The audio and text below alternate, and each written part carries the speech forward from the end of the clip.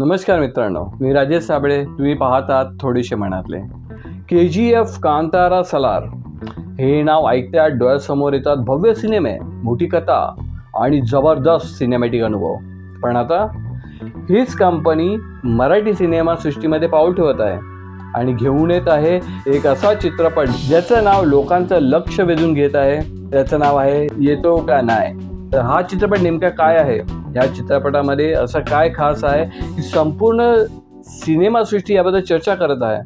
तर आज आपण जाणून घेणार आहोत या आगामी चित्रपटाबद्दलचं रहस्य, याची खासियत आणि मराठी सिनेमा चित्रपटसृष्टीसाठी याचे महत्त्व.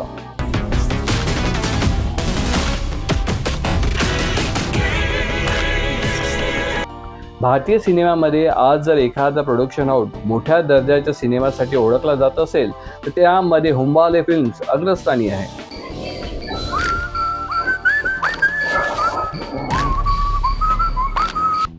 या कंपनीमध्ये KGF, कांतारा, सलार सारखे ब्लॉकबस्टर मूव्हीज यांची नावं आहेत आणि आता प्रथमच हुंबाले फिल्म्स मराठी चित्रपटामध्ये प्रवेश करत आहे.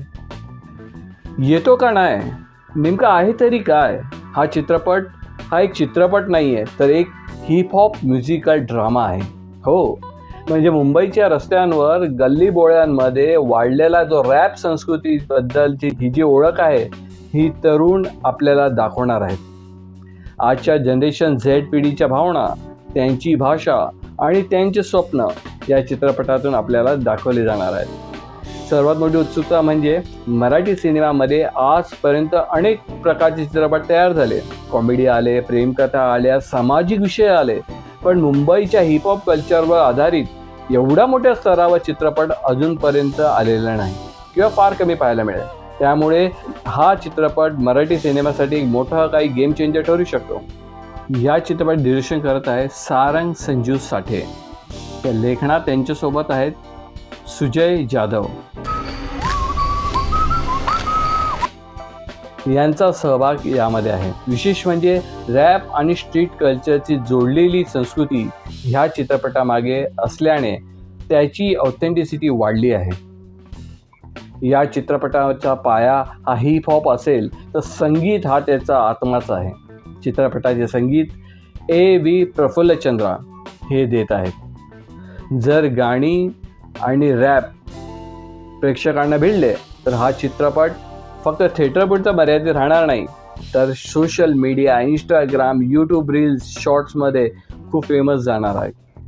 त्यांना मराठी कथामध्ये आणि मराठी प्रेक्षकांमध्ये मोठी ताकद आहे हे कळून चुकले आहे. येतो की नाय जर यशस्वी झाला तर भविष्यात आणखीन मोठे पॅन इंडियाचे बॅनर्स मराठी सिनेमाकडे वळू शकतात. सध्या चित्रपटाची कलाकारांची नावं काही जाहीर केलेली नाही आहे.